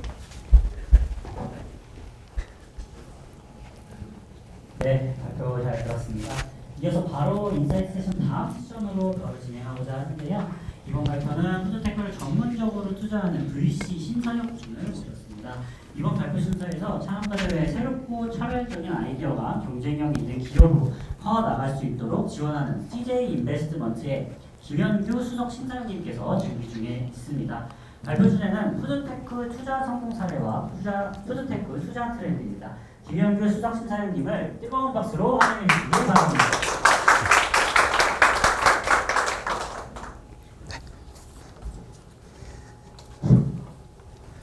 네, 반갑습니다. 저는 CJ 인베스트먼트의 김현규라고 합니다. 이렇게 좋은 자리에 초대해 주셔서 감사드리고요. 또 여기 계신 예비 창업가, 또 대표님들, 이렇게 많은 관계자분들께서 제가 짧게 말씀드리는 부분들이 큰 도움이 될 거라고 기대는 하지 않지만 그래도 인사이트를 좀 조금이라도 얻어가실 수 있는 그리고 저는 아무래도 투자자다 보니까 그 투자자들이 어떻게 생각하는지 그리고 현재 어떤 동향이 있는지 최신 그런 동향들을 좀 파악할 수 있는 그런 시간이 됐으면 좋겠습니다. 이런 목차로 말씀드리겠습니다. 저는 현재 CJ 인베스트먼트에서 근무를 하고 있고요. CJ 인베스트먼트는 VC 펀드 약 5천억 원 정도 그리고 PEF 5천억 원 정도에서 한 1조 원 정도를 운영하고 있는 회사고요. 한 16명이 근무하고 있고 심사역은 9명 정도가 이제 근무를 하고 있습니다. 저는 투자 1본부 소속으로 식품 분야, 소비재, ICT 유통 쪽을 담당하고 있고요. 밑에 보시는 거는 제가 그동안 이제 투자했던 회사 중에 푸드테크와 좀 연결된 회사들인데요. 보시는 바와 같이 이그니스라는 단백질 또 그런 식품 회사가 있고 그리고 고피자라는 이제 프랜차이즈 회사, 쿠켓이라고 하는 간편식 그리고 HM파마라고 하는 마이크로바이옴 분야의 건강기능식품, 시엔스타 프리젠츠라고 하는 이제 로보틱스, 스페이스 F라고 하는 배양육, 한국축산데이터라고 하는 스마트 축산, 넥스톤이라고 하는 스마트팜, 알고케어라고 하는 맞춤형 건강기능식품 솔루션, 도시곡간이라고 하는 반찬 편집숍, 이렇게 좀 다양한 분야에 아무래도 제가 투자를 하다 보니까 저도 이제 경영학이라는 쪽에 어떤 일반적인 전공을 한 사람으로서 이쪽 분야를 전문성을 갖고 있지 않았는데 이렇게 다양한 분야를 보다 보니까 아무래도 조금은 이 산업이 어떻게 가고 있는지 그리고 투자자들이 어떤 부분을 조금 더 관심 있게 하고 미래 성장성을 중요하게 보는지 이런 쪽을 배울 수 있었던 시간이었던 것 같습니다. 최근 동향을 좀 말씀드리고 싶은데요. 밑에 보시는 표를 봐주시면 작년 5월부터 지난 6월까지 그 월별로 VC 투자들이 어떻게 이루어지고 있는지 보실 수가 있습니다. 그 파란색 그래프와 이제 주황색 그래프가 이렇게 합쳐진 부분은 좀 인수합병 큰 딜이 합쳐진 그 그래프를 볼 수 있는데 그 주황색 그래프를 빼고 파란색만 보시면 이제 VC 투자가 이루어진 추이를 보실 수가 있습니다. 6월 VC 신규 투자 금액이 5,923억 원으로 5월 대비해서는 소폭 36% 정도 감소를 했고 전년 동월 대비해서는 증가한 추세를 보이고 있습니다. 그 전반적인 추세를 좀 보셨으면 좋겠는데요. 전반적인 그래프가 작년 대비해서 올해 조금 더 감소하는 느낌으로 이렇게 보여주실 수가 있습니다. 저게 아무래도 2021년에 정점을 찍었던 그 유동성이 23년까지는 어느 정도 유지가 됐습니다. 왜냐하면 펀드가 결성되었고 그 펀드를 소진하는 입장에서는 아무리 유동성의 뭐 악화나 기대 수익률이 올라가더라도 투자를 집행해야 되는 니즈가 있기 때문에 의무적으로 이제 투자를 집행했는데 올해부터는 아무래도 투자자들이 그런 부분들에 대해서 좀 더 허들을 높게 잡고 드라이 파우더라고 하는 그 잔여 현금에 대해서 조금 더 투자를 보수적으로 하는 경향이 생겼다라고 이해해 주시면 될 것 같습니다. 그리고 지난달 대비 이제 프리 A 투자 규모가 123%, 시리즈 C 이후 투자, 그러니까 레이터 스테이지 투자가 145% 정도 증가를 했고 시드 투자가 이제 84% 정도 감소를 한 모습을 보실 수가 있겠습니다. 아무래도 여기 계신 많은 분들께서는 시리즈 A 이전 단계 초기 투자의 어떤 영역에 속해 있다라고 제가 이제 예상을 좀 해본다면 이제 세 번째 블렛에 보시는 것이 좀 의미가 있을 것 같은데요.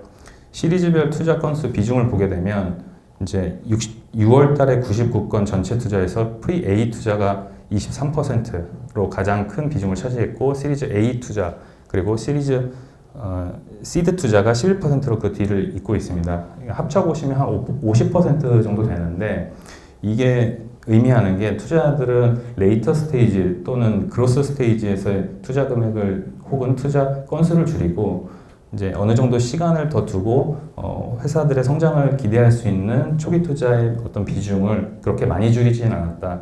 이런 의미로도 해석이 가능합니다. 이제 조금 더 분야별로 좀 보고 싶은데요. 이게 글씨가 잘 안 보이실 수도 있는데 6월, 5월, 4월, 3월, 2월, 1월에 이제 각 분야별로 투자 그 금액이 어떻게 이제 리스트업 됐는지를 보여줄 수가 있겠습니다. 그리고 제가 이 빨간색 점으로 음식, 외식 분야를 이제 표시를 해봤는데요. 6월, 5월은 이제 두 번째로 큰 그 금액을 이제 유치를 했었고, 이제 4월은 이제 좀 소폭 소규모의 투자가 유치됐고, 3월도 그래도 꽤 큰 투자가 이루어졌었고, 2월, 1월은 뭐 중간 규모의 이제 그 분야에서 차지하는 수준이었습니다. 보시는 바와 같이 투자자들은 아까 이제 저희 교수님과 박사님께서 말씀해 주신 것처럼 음식, 외식 분야에 대해서도 큰 관심을 갖고 이제 투자를 진행하는 그런 모습을 볼 수가 있겠습니다. 올해 1월부터 6월까지 지금 각 월에 가장 큰 투자를 받은 20개 업체 중에 그 푸드테크 업체가 어떤 업체가 있었는지를 이제 나타내는 표입니다. 이제 보시는 것처럼 뭐 다양한 분야에 이제 투자들이 이루어졌는데 이제 M&A라고 하는 거는 이제 대기업들이 인수를 하는 거기 때문에 어느 정도 그 전략적인 투자, 그러니까 사업에 연관된 부분에서 투자를 했기 때문에 저 부분은 실질적으로 유망하다라고 보기보다는 조금 더 사업적 시너지가 있다라고 봐야 되는 거고, 이제 시리즈 A, B, A 이런 VC 투자가 이루어진 부분들이 실제로 투자자들이 관심을 갖는 영역이다. 이 분야가 성장할 거다라고 기대하는 영역이라고 이해해 주시면 될 것 같습니다. 그러면 이제 위에 국내 투자 중에서 이제 사업 개요를 보시면 좀 눈에 띄는 이제 포인트가 있는데요. 그 로봇 분야들이 좀 투자를 받았어요. 이제 6월에도 있었고, 3월, 그리고 1월 이런 부분에서도 로봇이 있었고, 또 전반적으로 보시면 약간 건강에 대한 키워드도 좀 눈에 띄는 것 같습니다. 그래서 웰빙이 점점 그 컨셉이 트렌드화가 돼가고 있어서 그런 부분에서 투자를 유치가 됐다. 근데 여기서 하나 강조드리고 싶은 부분은 그 규모가 이제 상위 20개 업체가 이제 포함된 부분이다 보니까 초기 기업들은 그러면은 얼마나 되느냐 이런 게 이제 궁금증이 생기실 수도 있는데요. 근데 이제 중요한 거는 후기 투자가 투자를 받았다는 것은 점점 그 저변이 넓어진다라는 관점으로서 이제 거의 비슷한 트렌드를 가져갈 수 있다라고 말씀드리고 싶습니다. 그리고 해외 하단에 보시는 것처럼 해외는 아무래도 그 배달 서비스가 여전히 큰 투자를 받고 있는 모습을 볼 수가 있겠습니다. 글로벌 푸드테크 산업은 굉장히 국내 산업과 밀접하게 연결되어 있기 때문에 좀 이번 세션을 통해서 짚고 넘어가고 싶은데요. 유동성이 굉장히 이제 풍부했던 21년 대비해서 23년도에 푸드테크 투자는 매우 많이 줄어들었습니다. 약 73% 정도 감소를 했고요. 다만 이제 두 번째 블렛에 보시는 것처럼 투자의 감소폭 대비 거래 건수는 상대적으로 이제 선방한 모습을 볼 수가 있겠습니다. 그리고 국내에서도 말씀드렸던 거랑 비슷한 내용인데요. 창업 극초기 비중이 21년 전체 36%에서 23년 61%로 급증한 모습을 볼 수가 있겠고, 이 부분은 초기 스테이지 영향력이 있는 잠재로 보유 업체에 대해서 광범위하게 투자자들이 투자하는 그런 경향을 보실 수가 있겠습니다. 또 이런 부분들이 저희가 이제 어쨌든 속해 있는 그 스테이지 영역에서는 그래도 희망적인 부분이라고 저는 생각이 들고요. 이제 보시는 표는 글로벌 푸드테크 혁신 전망 분야인데요. 그 포워드 푸딩 2023 푸드테크 500 보고서에서 이제 그 2023년까지 영위했던 스타트업 중에서 비즈니스 규모, 디지털 전환, 지속 가능성 등 기준으로 57개국에서 500개 기업이 이제 선정을 했습니다. 이렇게 보시는 것처럼 에그테크 분야, 그리고 차세대 식음료, 그 다음에 잉여 폐기물 관리, 이렇게 이제 순위 되어 있는데요. 좀 세부적으로 들어가 보면 두 번째 블렛인 식물성 대체 단백질, 그리고 정밀농업, 수직농장, 정밀발효, 세포 배양 순으로 그 유망 분야가 이제 선정이 됐습니다. 여기서 눈여겨보고 싶은 부분은요, 상위 10개 기업 리스트 중에서 대체 단백질 기업이 5곳이나 포함됐다는 내용입니다. 밑에 보시는 것처럼 뭐 네이처 스파인드, 인섹트, 미티푸드, 혈화푸드, 노벨푸드 이런 회사들이 10개 포함되어 있는데 대체 단백질 기업이라는 부분이 저희가 좀 눈여겨볼 만한 부분입니다. 그러면 좀 말씀드렸던 이제 이 분야 중에 에그테크 부분이 있어서 제가 한 번 더 짚고 넘어가고 싶은 에그리푸드 테크 부분을 소개를 드리고 싶습니다. 이제 에그테크 부분 같은 경우는 지금 2021년, 2022년, 2023년에 어떤 분기별로 이제 투자 규모를 이제 추이를 나타내는데, 아까 말씀드린 것처럼 굉장히 많은 부분에서 이제 감소가 된 부분을 볼 수가 있겠고요. 다만 이제 작년 하반기부터는 이제 그 감소폭이 줄어들면서 어느 정도는 안정적으로 투자가 이루어지고 있다, 이렇게 이해해 주시면 될 것 같습니다. 그럼 그 분야에서 어떤 부분들이, 어떤 분야가, 세부 분야가 투자를 받느냐라고 봤을 때 이제 색깔별로 구분이 되어 있습니다. 이제 녹색 상단에 있는 건 업스트림, 그다음에 중간에 있는 녹색 부분은 이제 미드스트림, 하단은 이제 그 다운스트림입니다. 아무래도 소비자와 밀접하게 관련된 그런 부분들이라고 볼 수 있는데요. 전반적으로 말씀해 주셨던 교수님과 박사님께서 말씀해 주셨던 부분하고 크게 다르지 않습니다. 보시면 뭐 에그 바이오 테크놀로지, 그다음에 뭐 혁신푸드 이런 부분들이 투자를 많이 받았고, 그다음에 여기 이 그로서리라 그래가지고 온라인 플랫폼들, 그다음에 인스토어 테크들. 이걸 보면서 이 분야가 굉장히 투자를 많이 받고 있구나 이렇게도 생각하실 수도 있을 것 같아서 제가 이 부분을 증감으로 좀 비교를 좀 드리고 싶은데요.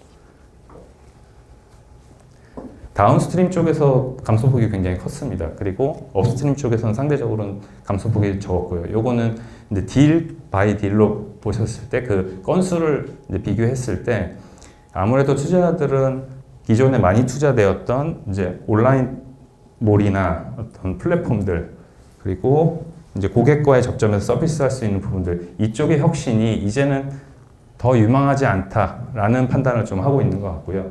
오히려 식량 안보나 또 생산 쪽, 그다음에 지금 뭐 여러 가지 환경적인 그 이슈들이 나오고 있는 업스트림 쪽에서는 그래도 덜 그 감소폭을 줄이는 모습을 볼 수가 있겠습니다. 그래서 제가 지금까지 말씀드렸던 이제 투자 동향을 좀 이렇게 보시면서 내가 이제 영위하고자 하는, 창업하고자 하는, 사업을 확대하고자 하는 부분이 어느 부분인지를 좀 이렇게 생각하시면서 투자들이 관심을 갖고 있는 영역, 그리고 앞으로 좀 유명한 영역, 그 다음에 내가 만약에 그렇지 못한다면 어떤 전략으로 투자자들과 얘기를 할까, 이런 부분까지 고려해서 좀 전략을 짜보시면 의미가 있을 것 같습니다. 그래서 세 번째로 투자 사례를 말씀드리고 싶은 회사를 한 곳 이제 소개드리고 싶은데요. 아무래도 사전에 말씀드렸던 많은 분야 중에서 그 단백질 시장에 대한 유망성이 굉장히 높다, 이런 글로벌 트렌드가 있다 보니까 이제 이 이그니스라는 회사를 좀 소개드리고 싶습니다. 이그니스는 단백질 푸드 브랜드 램노시라는 브랜드를 영위를 하고 있고요. 그리고 클룹이라고 하는 스파클링 워터, 한 끼 통살이라고 하는 닭가슴살, 그로서리 서울 브랜드를 운영하고 있는 회사고요. 이 회사 같은 경우는 이제 하단에 보시는 것처럼 기업 가치거든요. 이제 제가 첫 투자를 18년에 이제 했었습니다. 그 당시에 기업 가치가 170억이었고, 이제 코로나를 겪으면서 정체가 있었고, 22년에 그 코로나 시기에 이제 단백질이라는 그 컨셉이 화두가 되면서 매출이 증대되면서 850억 기업 가치로 투자 유치가 있었고요. 그 당시에 이제 두 번째 투자를 단행했었고, 올해 이제 추가 투자를 받으면서 프리 IPO로 1870억이라는 푸드테크 기업으로서는 굉장히 높은 기업 가치를 인정받으면서 성장을 하고 있습니다. 이 회사 같은 경우는 매출이 21년에 145억 원, 그리고 22년에 501억 원, 작년 946억 원, 이렇게 급성장을 하는 모습을 보였는데요. 여기서 하나 중요한 인사이트는 사실 이 기업 가치를 인정받으면서 투자를 이제 했던 것이 여기 나오는 어떤 매출의 증대에서 왔던 그 모습은 아니었습니다. 왜냐하면 저 22년도에 제가 투자 검토를 하면서 이제 회사와 얘기하고 다른 동반 투자자들과 얘기를 했을 때 허들이 되게 높았어요. 왜냐면 식품 기업이 매출을 100억 한다 그래서 엄청나게 매출을 그 가치를 높게 쳐주지 않거든요.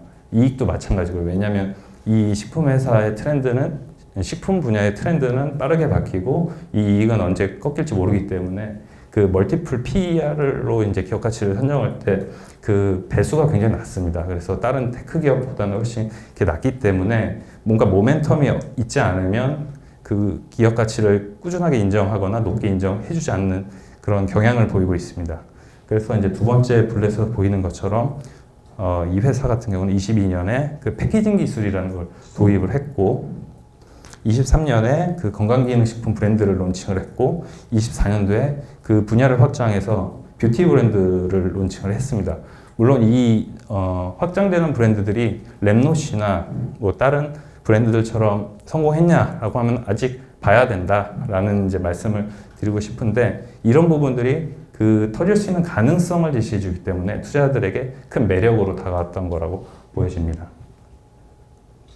그래서 이 회사에 대한 이제 투자 하이라이트를 보시게 되면 이제 시장에 대한 얘기가 있고요. 기술에 대한 얘기가 있고, 수익성에 대한 얘기가 있고, 그걸로 인해서 이제 어떤 기대할 수 있는 이 회사의 그 저변, 그래서 매출 라인업이 다각화된다는 건 그만큼 리스크를 해칭한다는 관점으로 투자자들은 생각을 합니다. 그래서 저 네 가지가 굉장히 중요한 요소라고 저희는 판단을 했고 이제 투자를 단행하게 되었습니다. 그래서 이 회사가 뭐 했던 그 모멘텀들을 잠깐 말씀드리면 이 보통은 캔 뚜껑을 이제 개폐하기 어려운데 그 개폐할 수 있는 기술을 도입을 해서 거기에 맞춰서 이제 상품을 내서 우리만의 이제 차별화를 성공했다. 그래서 이런 그 캔 뚜껑으로 다양한 업체인데 B2B로 또 납품도 할 수 있는 이런 가치를 창출해냈고요. 닥터 랩노시라고 하는 건강기능식품 브랜드를 론칭을 했고 또 브레이라고 하는 그 뷰티 브랜드를 최근에 론칭을 해서 또 많이 기대를 또 하게끔 지금 만들고 있습니다. 그래서 마지막으로 좀 말씀드리고 싶은 부분인데요. 그럼 투자자들은 어떤 그 인사이트를 가지고선 투자를 하느냐라고 이제 물어보신다면 이 네 가지가 굉장히 중요한 얘기가 될 것 같습니다. 그 트렌드가 매우 중요한데요. 이제 이 트렌드가 급성장을 할 가능성이 있냐? 그러니까 트렌드가 이미 있는데 그 안에 들어가 있느냐? 그래서 그 트렌드가 커지느냐? 이게 하나가 있고요. 아니면 이 회사 자체가 트렌드가 돼서 그것을 선도할 수 있느냐? 그런 역량이 있느냐? 이런 관점에서 보는 것 같습니다. 그리고 경영진에 대한 내용인데요. 초기에 그 조직을 안정적으로 구성을 했느냐? 그리고 그런 조직을 효율적으로 운영할 수 있느냐? 이런 부분을 되게 중요하게 보고요. 세 번째로는 핵심 역량에 대해서 그 능력을 입증했느냐? 이제 우리가 가졌다라고 아무리 얘기를 해도 투자자들은 어떤 확신을 갖지 못하면 투자를 하기가 망설여지는 게 사실입니다. 그랬을 때 그 역량을 검증을 하거나 입증을 했다라는 어떤 지표, 우리만이 보여줄 수 있는 그 내용이 반드시 있어야 된다라고 좀 생각이 들고요. 그리고 이전에 발표에서 말씀해 주신 것처럼 글로벌이냐 아니냐라는 부분이 좀 큰 것 같은데요. 여기서 이제 말씀드리고 싶은 부분은 우리가 지금은 국내를 하지만 나중에 글로벌로 진출할 수 있느냐 이게 하나가 있을 수가 있고 아니면 먼저 글로벌로 진출을 할 계획이 있느냐 이렇게 접근을 할 수 있을 것 같습니다. 그래서 그 두 개에 따라서 전략은 달라지는데요. 앞선 이제 차례에서는 그 역량을 사전에 확보를 해야 글로벌로 진출할 수 있을 것 같고요. 그리고 만약에 이제 나중에 글로벌로 진출했을 때는 그것을 선제적으로 구축을 할 수 있느냐 이런 부분들이 좀 다를 것 같습니다. 네, 그러면 여기서 발표 마치도록 하겠습니다.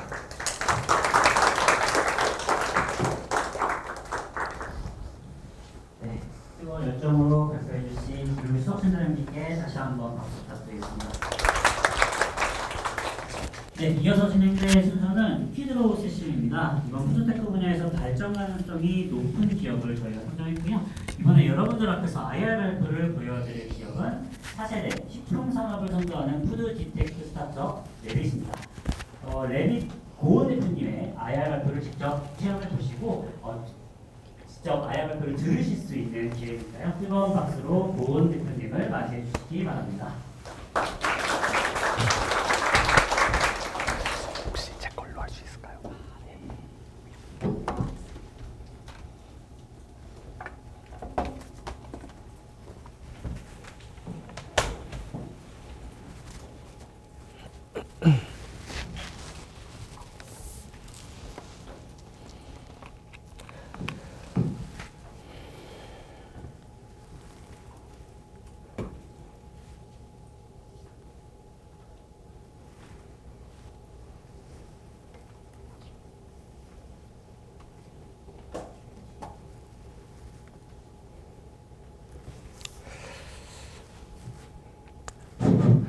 네, 안녕하세요. 오늘 오픈 IR이다 보니까 얼마만큼의 내용을 공개해야 할까 고민을 좀 했는데요. 푸드테크 창업에 관심이 있으신 분들께서 많이 오신 만큼 도움이 되고자 가능한 실제 IR을 하듯이 좀 준비를 했습니다. 제가 좀 사무실에서 일만 하다 보니까 무대 울렁증이 좀 있습니다. 좀 양해를 좀 부탁드리겠습니다. 그럼 시작하겠습니다. 네, 안녕하세요. 주식회사 레빗 대표 고온입니다. 오늘은 식품 산업의 미래와 이에 대한 레빗의 비전을 공유하려고 합니다.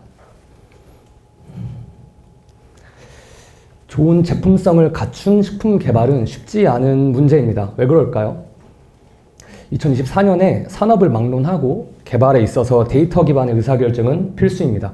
실수를 줄이고 성공 확률을 높여주죠. 식품 산업은 하지만 이로부터 소외되어 왔습니다. 맛이라 함이 주관적이기 때문입니다. 식품 개발은 전적으로 사람 평가에 의존할 수밖에 없었습니다. 식품과 식품 원료를 생각하면 수만 가지가 존재하는데요. 거기에 각 원료를 가공하는 방법의 차이까지 생각을 한다면 모든 조합을 계속해서 만들고 직접 먹어보고 판단한다는 것은 매우 비효율적이죠. 식품 산업이 다음 세대로 넘어가기 위해서는 식품 내 정보를 컴퓨터에 입력할 수 있는 양적 데이터, 즉 숫자로 나타내는 과정이 매우 중요하다고 생각했습니다. 레빗은 계산화학을 통해서 식품 개발을 디지털 세계로 옮기고자 합니다. 맛이나 냄새, 영양 구성을 편집할 수 있다면 어떨까요? 식품의 정보를 객관화해서 컴퓨터에 입력할 수 있다면 오늘날 우리가 이미지나 사운드를 다루는 방식과 유사하게 식품 개발을 컴퓨터상에서 엔지니어링 할 수 있게 됩니다. 레빗의 첫 번째 코어테크, 전자혀를 통한 맛 정량화 기술입니다. 레빗은 전자혀, 전자코 등의 기술을 통해서 맛을 정량화하는 기술을 가지고 있습니다. 맛이라 함을 주관적인 영역에서 객관적인 영역으로 가지고 옵니다. 시료를 전처리해서 측정을 하면 보시는 것처럼 각 맛이 숫자로 표현이 되겠습니다. 그렇게 정량화한 데이터의 예시입니다. 보시면 각 제품의 특성을 잘 나타내고 있는 것을 보실 수 있습니다. 레빗의 두 번째 핵심 자산은 이렇게 측정한 식품 빅데이터입니다. 한 개 세트는 평균 약 100개 이상의 주간 관능 데이터를 수반하므로 총 약 18,000개 정도를 보유하고 있습니다. 하반기부터는 독자 기술을 통한 데이터를 수집하게 되겠습니다. 저희는 한 개 샘플에 대해서 맛, 향, 식감, 기타 정보 팩터로 데이터를 구성하고 있습니다. 세 번째 핵심 기술, 생체 모방형 맛인지 AI입니다. 앞서 말씀드린 식품 데이터들을 학습한 사람처럼 맛을 느끼는 AI로 저희가 바이트앱이라고 부르고 있습니다. 저희가 앞으로 할 모든 기술의 근간이 되는 AI입니다. 학습 방법에 대한 저희 핵심 특허의 내용 일부인데요. 한 가지 식품에 대해서 전자혀 같은 맛 측정 장비들을 통해서 수집한 객관적 관능 데이터와 사람이 해당 음식을 먹고 느낀 주관적 관능 데이터를 대응학습 시키게 되겠습니다. 이렇게 만든 레빗 AI 솔루션입니다. 먼저 관능평가 시뮬레이션이 가능합니다. 사람들에게 일일이 먹여보고 의견을 취합하고 해석하는 번거로운 과정을 없앱니다. 큰 비용과 시간을 아낄 수 있습니다. 두 번째 기능은 식품 개발 시뮬레이션입니다. 각 식품의 원재료표와 단일 식품 원료의 관능 및 영양성분, 가격 등 해당 식품의 정보를 학습한 AI로 가상에서 식품 레시피를 편집하고 결과를 예측하는 시스템입니다. 세 번째, 식품 성분 분석 및 최적화는 정밀하게 분석한 식품 데이터를 기반해서 소비자가 원하는 맛을 재현할 수 있습니다. 네 번째, 원료 탐색은 계산화학 모델을 사용해서 탄소 발자국이 낮은 대체 원료를 찾고 기존 생산 공정을 최적화할 수 있습니다. 마지막으로 다섯째 기능은 레시피 창작입니다. 맨파워 없이 AI가 직접 사용자 니즈에 맞는 레시피를 고안하고 최적화된 레시피를 산출하는 기능입니다. 비즈니스 모델입니다. 요즘 날씨가 많이 덥죠. 현재 대기 중에 이산화탄소 농도가 400ppm을 넘어서 그래프를 보면 거의 수직으로 상승하고 있습니다. 탄소 중립은 현재 가장 큰 화두 중에 하나입니다. 그렇다면 식품 산업은 탄소 중립에서 자유로울까요? 많은 분들이 자동차가 지구에서 가장 많은 탄소를 배출할 거라고 생각을 합니다.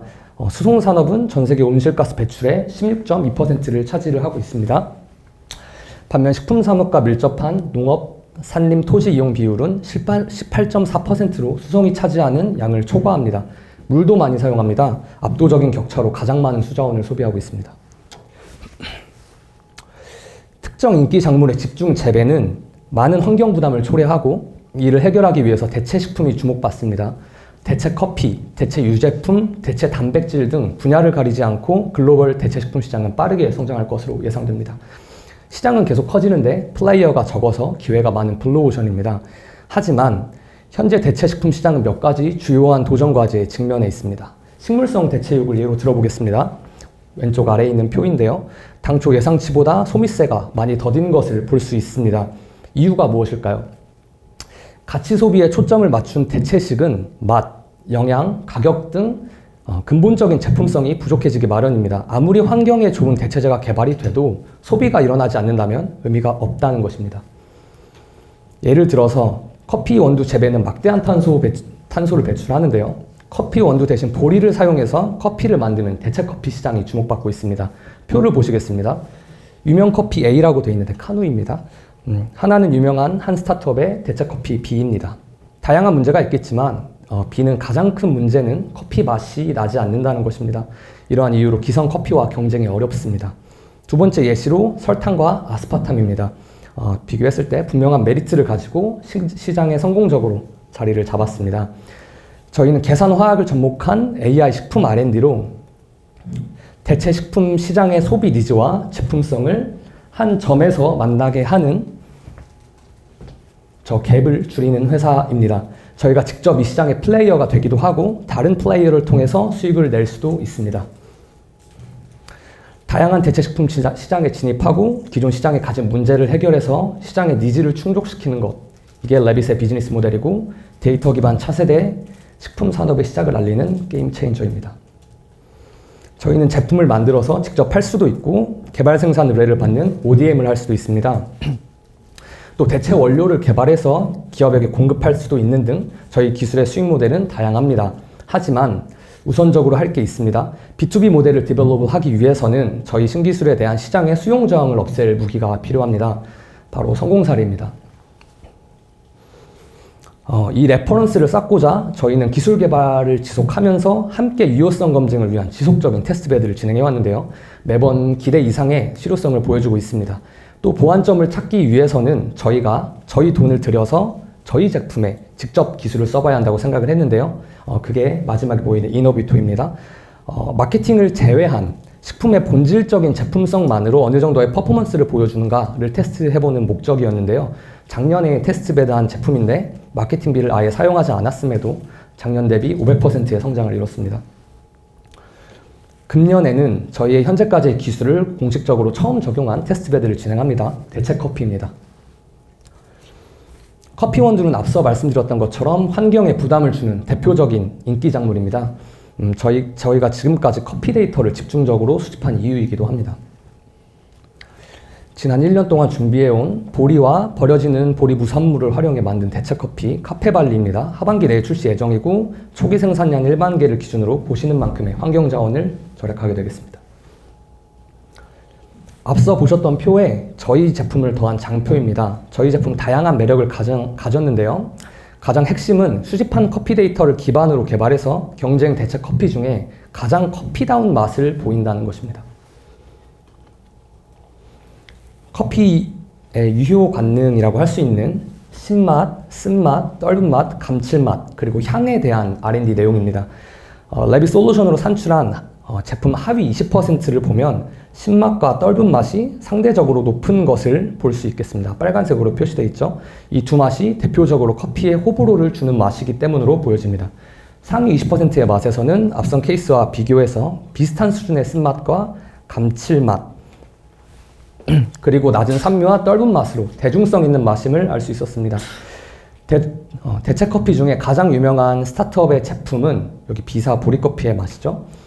반대로 쓴맛과 감칠맛이 지나치게 강한 것을 볼 수 있었습니다. 아마 보리 특유의 감칠맛과 커피를 흉내내기 위한 지나친 로스팅의 결과인 것으로 보입니다.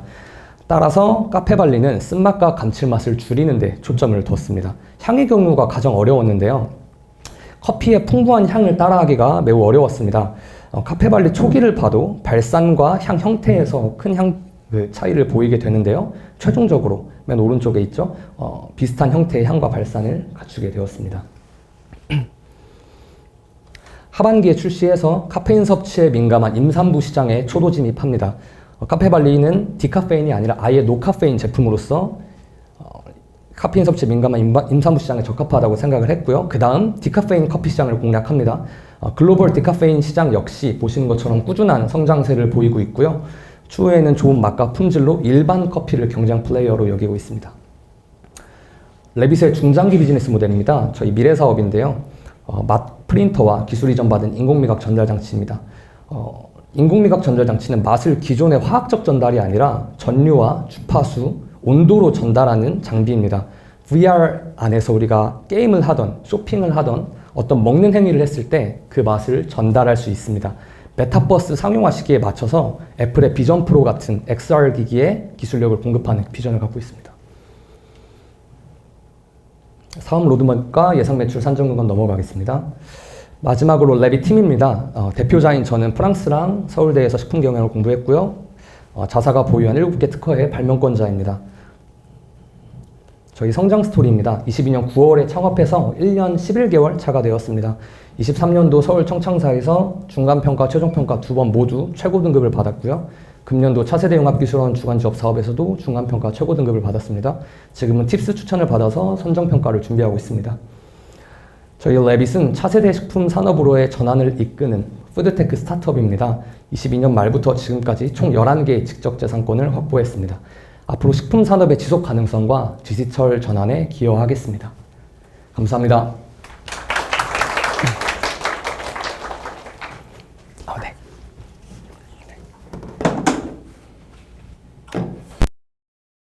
네, 총 4개의 세션의 발표가 모두 끝났습니다. 많은 인사이트를 제공해주신 4분의 패널분들께 다시 한번 박수 부탁드리겠습니다. 네, 저희는 잠시 정비 후에 패널 토크쇼와 네트워킹 그리고 경품 추첨으로 만날 예정입니다. 패널 토크쇼는 아까 말씀드린 대로 카이스트 창업원의 최명재 교수님께서 모더레이터로 진행하실 거고요. 5분 정도 쉬고 다시 진행을 하도록 하겠습니다. 그리고 추첨함에 명함을 안 넣으신 분들은 명함을 꼭 넣어주셔야 저희가 경품 추첨 대상자가 되니까요. 꼭 넣어주시면 감사하겠습니다. 네, 잠시 후에 뵙겠습니다. 감사합니다.